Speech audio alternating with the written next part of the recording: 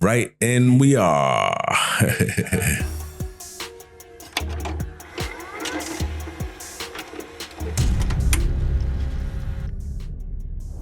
Well, they do say anything you stand for, you must evangelize for. So being raised by a preacher or being a preacher's son, I learned the fundamental impact of grassroots movement mobilization.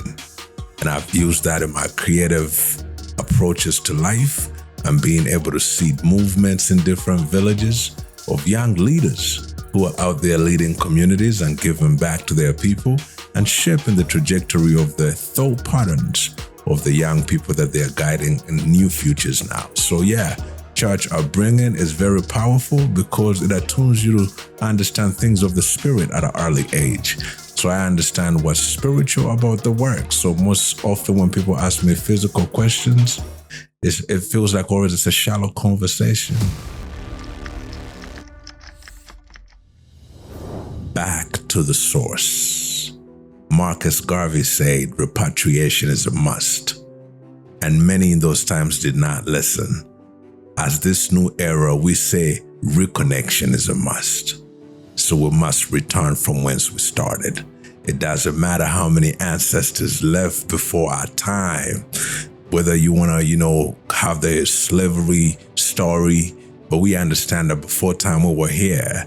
And so that being said, coming back to this beautiful sacred land called Akebulan, Africa, it's important that as a person in the diaspora, at heart, you reconnect with what radiates in your DNA. And on this land, as a healing land it avails us all a welcome home, attuned.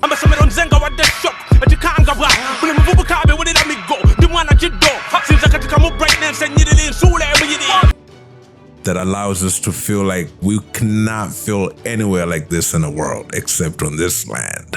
So I'm part of the diaspora that came home, and I'm proud to be here serving my people in the communities and also learning the power of life in its entirety, because while I'm here on this land, I get to be king and mean it. My understanding of hip-hop culture in the beginning was much more about fun, until I understood that hip-hop as a culture is actually like equated to a tribe, and that when you say I'm hip-hop, you actually belong to a hip-hop tribe that has been endorsed by the United Nations and validated as a tribe. And we have principles that guide hip-hop culture. And so when I immersed myself in understanding what really hip-hop culture was, I found liberation, I found truth, I found a home, I found a medium through which now my identity could be proud and be represented to the world in the voice that actually sounds like me. That's why in this country where I'm from, Uganda, I'm part of the Luga Flow movement, the narratives that shape our indigenous dialects to stay alive on the tongues of the young ones. So this is not just, a lot of people, when you say hip-hop, they think music. But hip-hop is a tribe, and I belong to that tribe proudly. And I practice as an indigenous hip-hop practitioner who's able to bring my brothers back to the source, to reconnect to the foundation of hip-hop culture, which is live here at the source. Through all our traditional heritage and cultures, there's always been hip-hop. Hip-hop is land, hip-hop is spirit, hip-hop is truth, hip-hop is me, hip-hop is you. And in this day and time, hip-hop is us, the collective consciousness.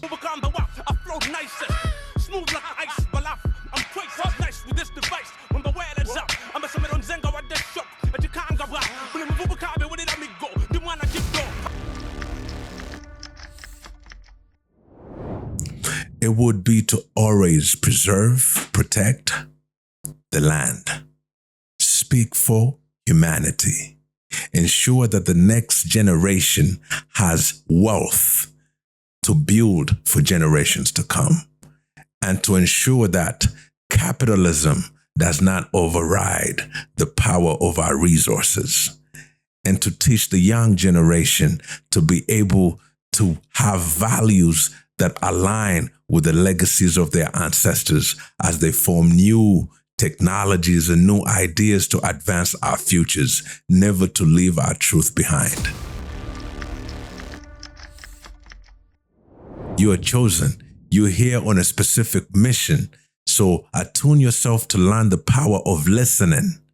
Through listening, you will be able to capture what God put you here to do. So don't let anybody tell you different, because you are special. The greatness within you is for the world to celebrate. And one day we will clap for you as you raise your beautiful colors of your gifts to serve your people, to serve your family, and to honor those who are here before you, rooting you on, and to also represent your ancestors who, through your DNA, made sure that you become the beautiful singer, the beautiful photographer, a fashion designer, a journalist, a farmer, a healer. You know, there's so many gifts that we are handed by our ancestors. You understand me? And so we must appreciate that and know that in that truth, we are also put here to do something great.